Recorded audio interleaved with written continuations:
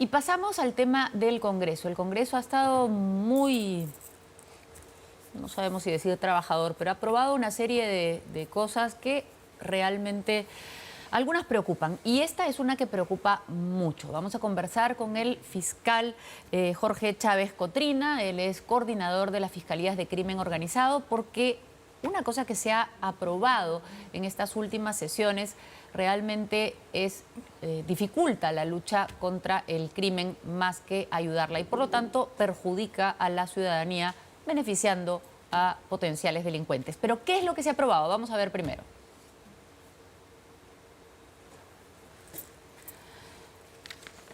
Se ha aprobado un texto sustitutorio que modifica el Código Penal en la parte de ley de crimen organizado, principalmente en la parte de allanamientos y en lo referido a las organizaciones criminales también. Sobre los allanamientos, lo que dice es lo siguiente: en el allanamiento de inmuebles o lugares cerrados, fuera de los casos de flagrante delito o peligro inminente de su perpetración, siempre que existan motivos razonables y suficientes elementos probatorios para ello, la medida estará destinada a registrar el inmueble y, de ser el caso, su incautación.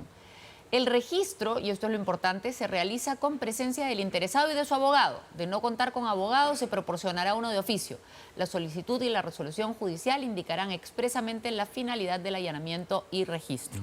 Y también se ha hecho una modificación, o se propone una modificación sobre la definición de organización criminal.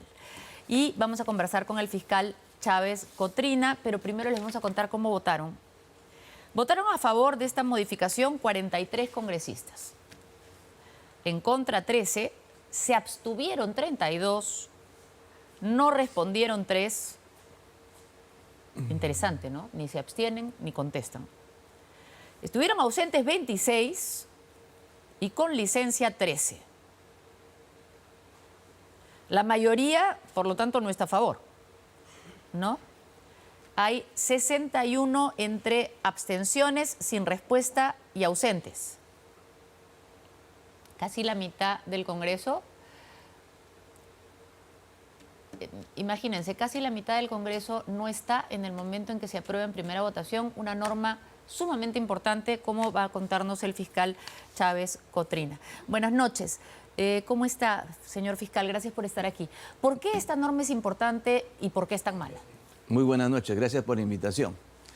Esta norma es importante porque ataca los cimientos mismos de la Fiscalía y de la Policía frente a su lucha contra las organizaciones criminales. En sentido propio es que cuando una Fiscalía contra el crimen organizado lleva a cabo una investigación contra una organización criminal, luego de acopiar evidencias, solicita la medida de allanamiento e incautación, con fines de incautación, detención y registro de los bienes inmuebles. Una vez que el juez nos da el mandato judicial, la Policía Nacional, bajo la conducción del Ministerio Público, hace la estrategia para el operativo. Lo que quiere esta norma es que antes de allanar los inmuebles, tenemos que primero identificar quiénes son los abogados de la organización criminal, porque hay que notificarlos para que estén presentes en el operativo. Hay que avisarle a la persona que, digamos, es la dueña del inmueble, o a la persona que se está registrando. Hay que ubicar al delincuente y decirle que apersone su abogado, porque en las 3 de la mañana vamos a llegar a incautar su inmueble o a registrarlo. En otras palabras, hay que avisarle que quieren revisarlo. Efectivamente, o sea, con anticipación hay que notificarles que va a haber un allanamiento en el inmueble. Lo cual es un absoluto absurdo, porque parte de todo el éxito de un allanamiento es la sorpresa, ¿no? Efectivamente, el factor sorpresa es fundamental en la lucha contra el crimen organizado, porque si nosotros le avisamos con antelación, en primer lugar ya no lo vamos a encontrar y seguramente van a eliminar todos los objetos o instrumentos del delito. Además, esto permitiría, lo cual es ya más absurdo aún, que simplemente si la persona no está, nunca se puede realizar el allanamiento. O sea, le avisan, vamos a ir, bueno, no estoy. Peor aún, si está, va a decir, esperen que venga mi abogado. Y el abogado puede llamar por teléfono diciendo que está con descanso médico y que no puede ir. y que suspendamos o el que operativo. va a llegar en 2 horas y entonces Claro.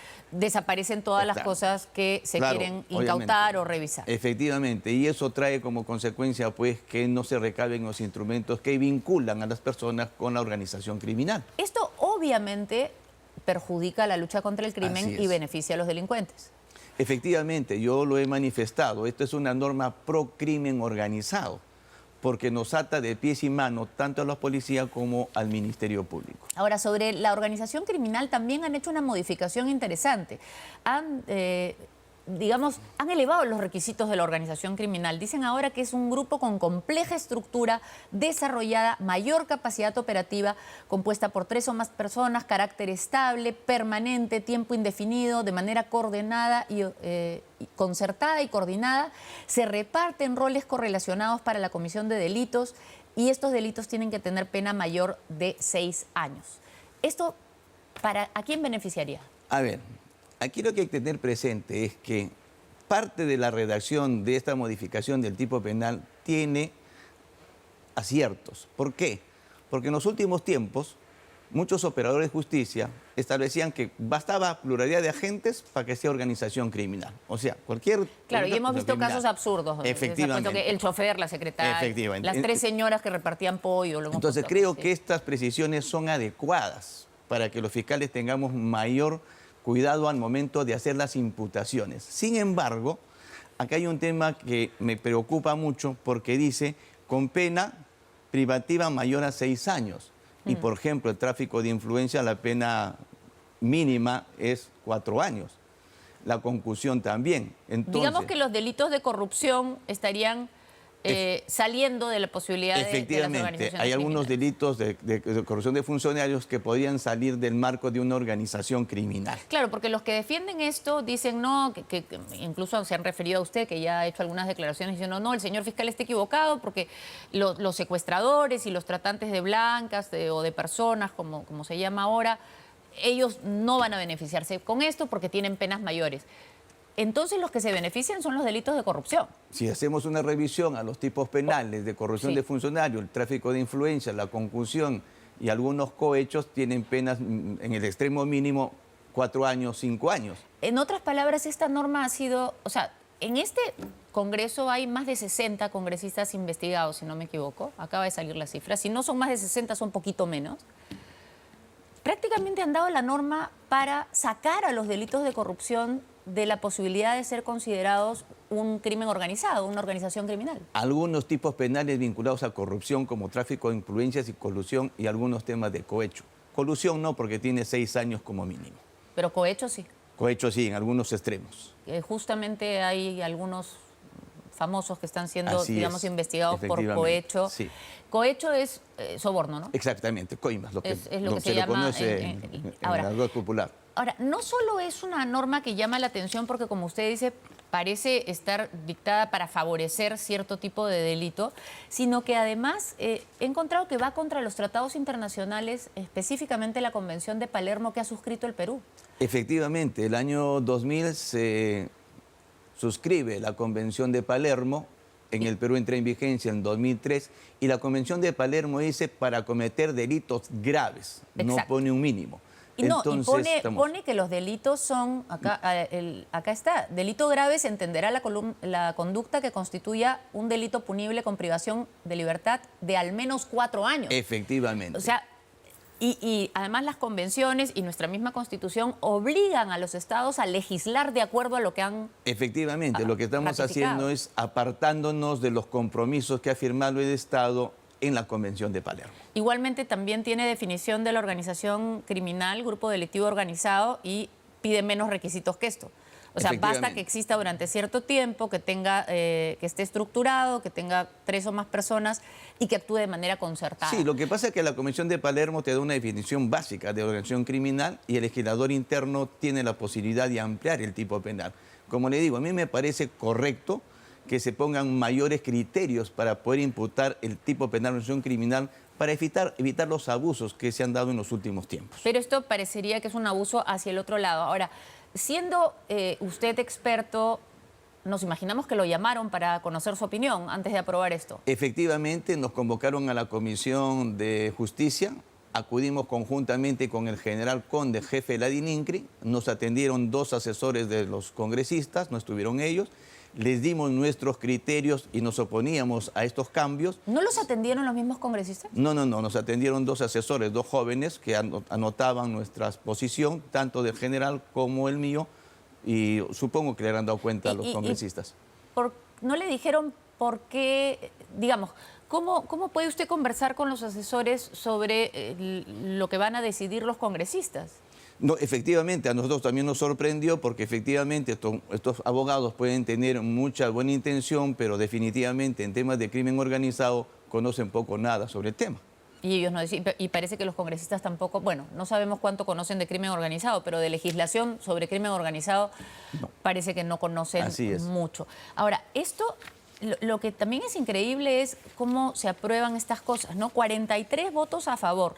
La mayor parte de los que estuvieron allí están o en contra, o se abstienen, o no responden, o están ausentes. Bueno, no, ausentes no están, o están con licencia. ¿Cómo es posible que se apruebe una cosa tan importante con todas estas ausencias y abstenciones? Y teniendo en cuenta además, señora Sol, que nosotros nos enfrentamos a organizaciones criminales de alta peligrosidad.